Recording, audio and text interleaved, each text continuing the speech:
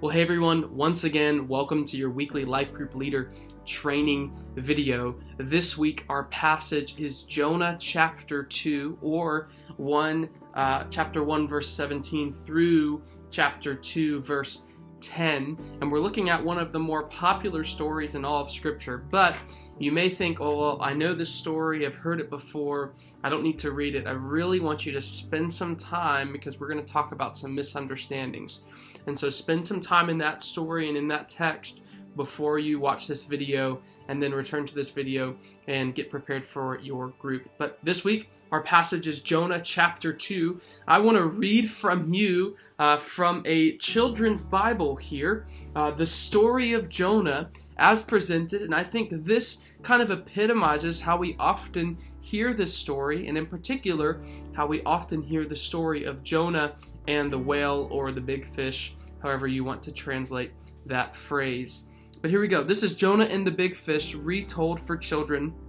It says, Jonah was a prophet of God. One day, God told Jonah, go to the big city of Nineveh.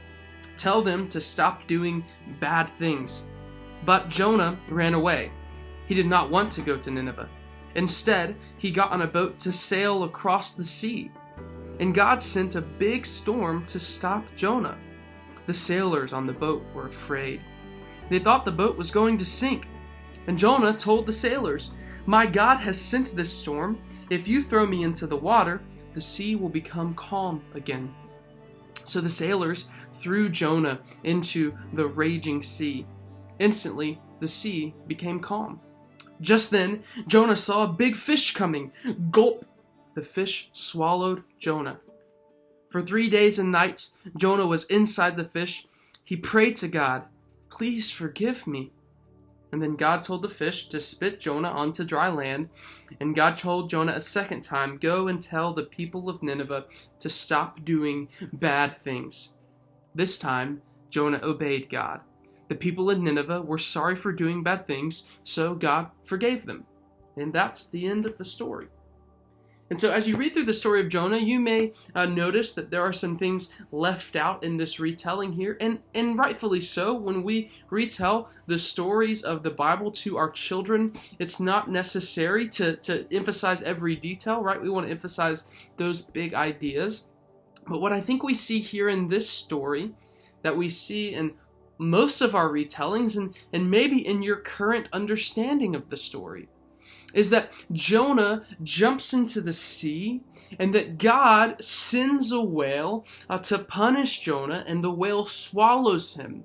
And then after being punished inside the whale, Jonah repents from running from God and commits to going to Nineveh, and so God spits him out and forgives him and shows him grace and spits him onto the shore, where Jonah then goes and preaches, and the people of Nineveh repent. We miss in this kid's story that Jonah is actually quite upset about their repenting. But the point here is that we have to ask the question, why does God send the whale?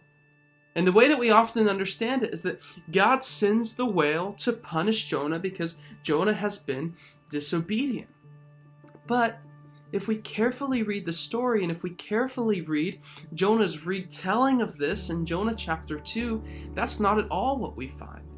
What we find in this story is we find a prophet running from God. He's willing to do whatever it takes, even jump into an ocean and attempt suicide. This is not something that he's just jumping in thinking he can swim back to the shore. No, when Jonah jumps into the sea, he knows that he is going to die.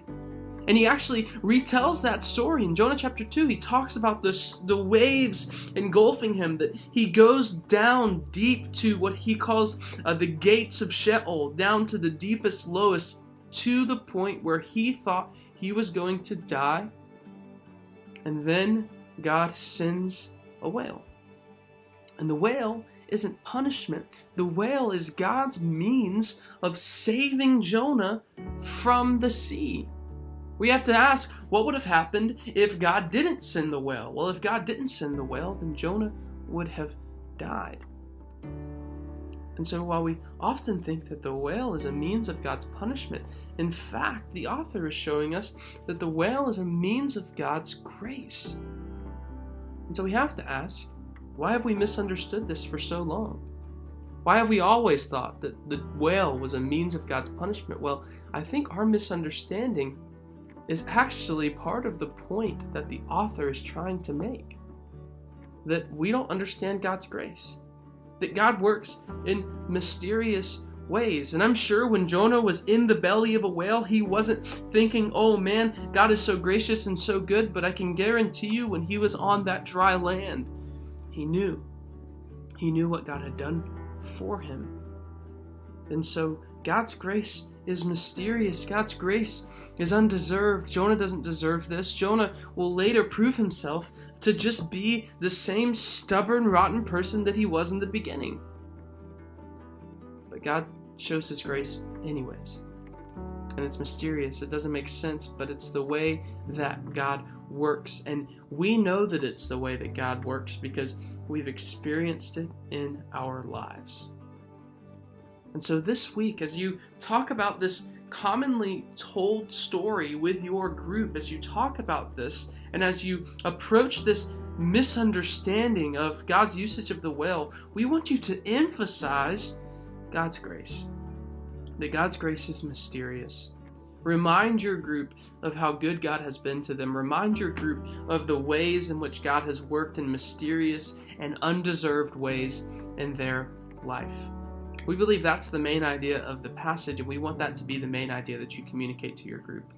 And then from that, we want you to challenge your group to tell that story this week. We believe that there's no more powerful way to share the gospel than by telling our own story. And so we want you to challenge each one in your group to tell their story of God's grace in their life, God's mysterious, surprising, undeserved grace in their life, to tell that story to someone who needs to hear it, to tell that story to someone who needs the gospel, someone who needs Jesus. And so that is our main idea. That is our weekly challenge. As always, we are praying for you. We hope you have a great week, and we will see you soon.